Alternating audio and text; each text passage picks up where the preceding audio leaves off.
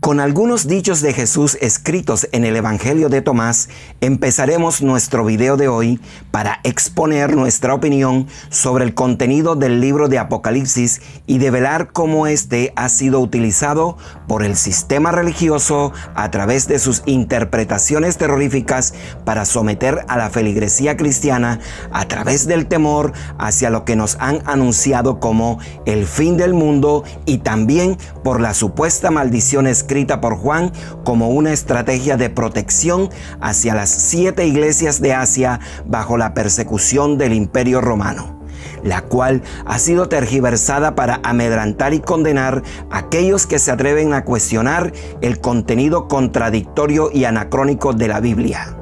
Estos dichos de Jesús los encontramos en los versículos 18 y 51 del Evangelio de Tomás y son respuestas que el Maestro da a sus discípulos cuando ellos le preguntan preocupados acerca del fin, el nuevo mundo y el reposo de los muertos. Doctrinas a través de cuyas interpretaciones copiadas de otras religiones antiguas, las corrientes cristianas se basaron para sembrar a través de supersticiones el miedo a un juicio final, a la condenación eterna y la maldición a quienes se atrevieran a contradecirles.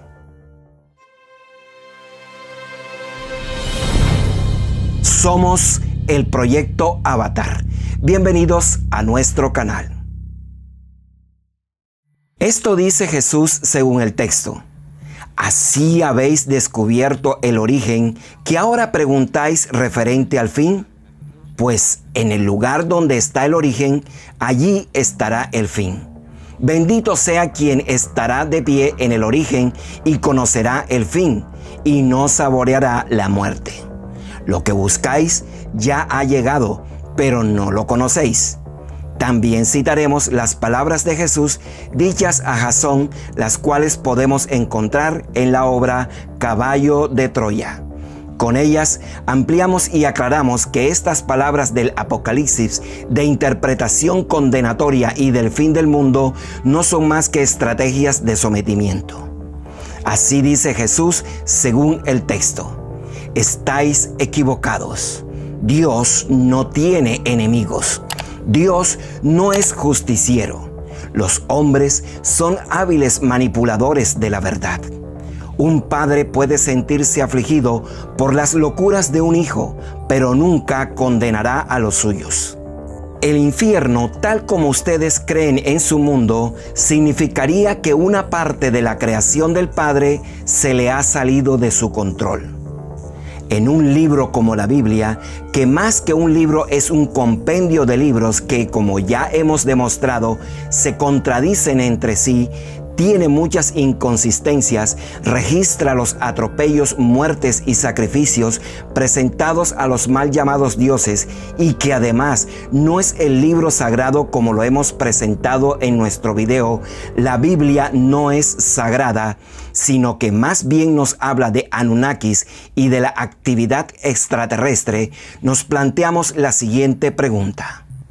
¿Cómo creer en lo que dice el libro de Apocalipsis sobre predicciones futuras si muchos de sus relatos son inspirados y se complementan con las visiones que tuvieron los antiguos profetas de Israel, como por ejemplo Ezequiel, Daniel, Jeremías y otros más, los cuales nos hablan no del Dios verdadero, sino de la intervención y manipulación de Anunnakis endiosados?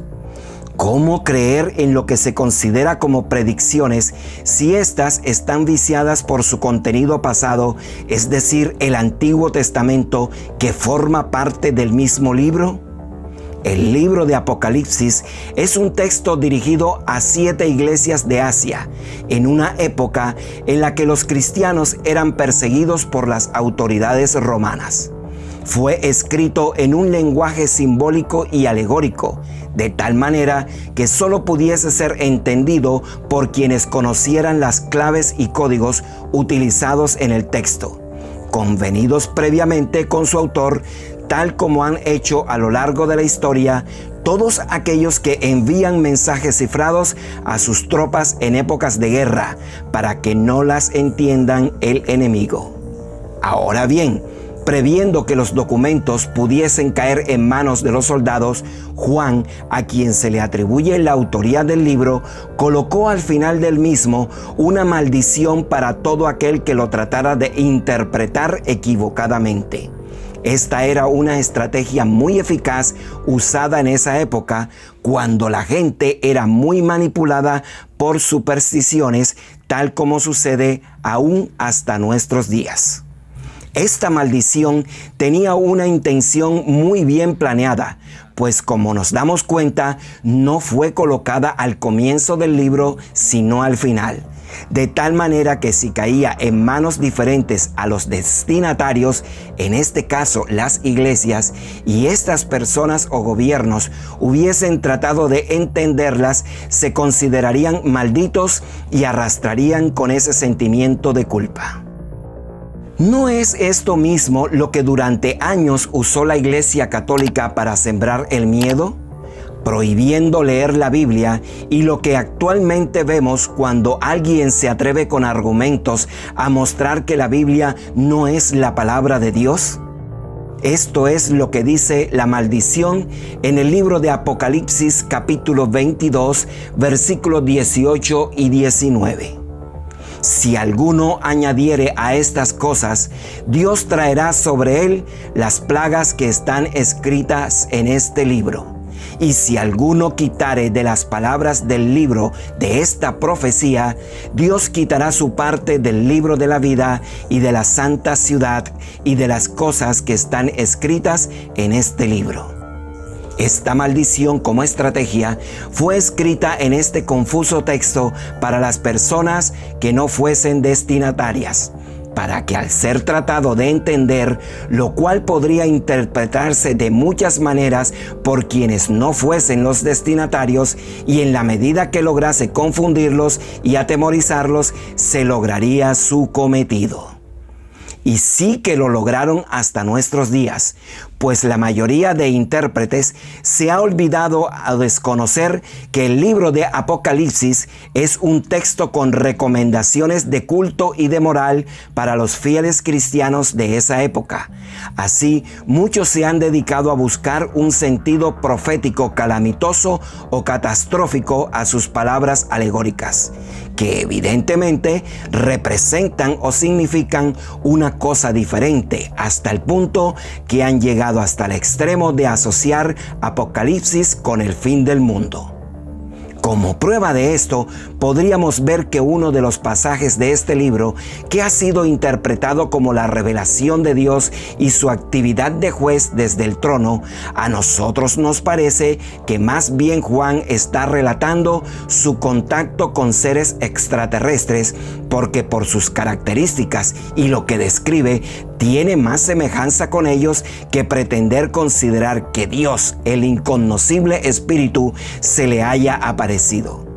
Juan más bien describe que fue subido en una nave que vino por las nubes y flotaba en el cielo, que entró por una puerta que tenía debajo y que allí vio a unas personas vestidas de blanco, con botas y con algo de metal en la cintura, sentadas frente a unas pantallas como de vidrio que emitían luces, imágenes y sonidos. Tengamos en cuenta que el vocabulario de Juan en su época no tenían las palabras para indicar el ruido de motores, el monitor, los diodos de luz, antenas, parlantes, interruptores o audífonos de diadema, por lo cual tuvo que expresar a su manera lo que estaba viendo. Pero comparemos y así podemos sacar nuestras propias conclusiones. Leamos Apocalipsis capítulo 1, versículos 7 al 15. Miren que viene entre las nubes, y todos lo verán.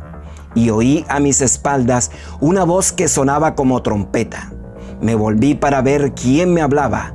Detrás de mí había 7 candeleros de oro, y en medio de los candeleros vi a uno que es como hijo de hombre, con un vestido que le llegaba hasta los pies y un cinturón de oro a la altura del pecho.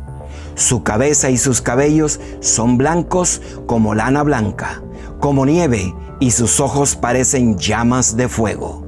Sus pies son semejantes a bronce bruñido cuando está en horno ardiente.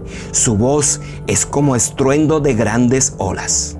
Si deseas ampliar sobre esta interpretación, te sugerimos nuestro video Anciano de Días, el invento de la Biblia. Veamos ahora qué dice en Apocalipsis capítulo 4, versículo 1 al 11. Después de esto miré, había una puerta abierta en el cielo, y la voz que antes había oído como una trompeta me decía: sube aquí y te mostraré los acontecimientos que vendrán enseguida. En ese mismo momento se apoderó de mí el Espíritu, y estuve contemplando esto. En el cielo había un trono colocado, y en el trono alguien estaba sentado que tenía aspecto como de jaspe verde y de ágata. Alrededor del trono, un arco iris arroja reflejos de esmeraldas. Del trono salen relámpagos, voces y truenos. Ante el trono se extiende un mar como de cristal transparente. A los 4 lados del trono permanecen 4 vivientes llenos de ojos por delante y por detrás. El primer viviente se parece a un león, el segundo a un toro, el tercero tiene cara como de hombre y el cuarto es como águila en pleno vuelo. Analiza y saca tus propias conclusiones. Mejor que creer por lo que te han dicho es comprender con sentido común y buen criterio, pues nadie, tal como lo dijo Jesús, sabe sobre el fin del mundo. No nos dejemos manipular. Hay que liberarse de los miedos y supersticiones. ¿Sabes por qué razón crucificaron a Jesús? Porque se atrevió a decir todos los errores y contradicciones que habían en los mal llamados textos sagrados.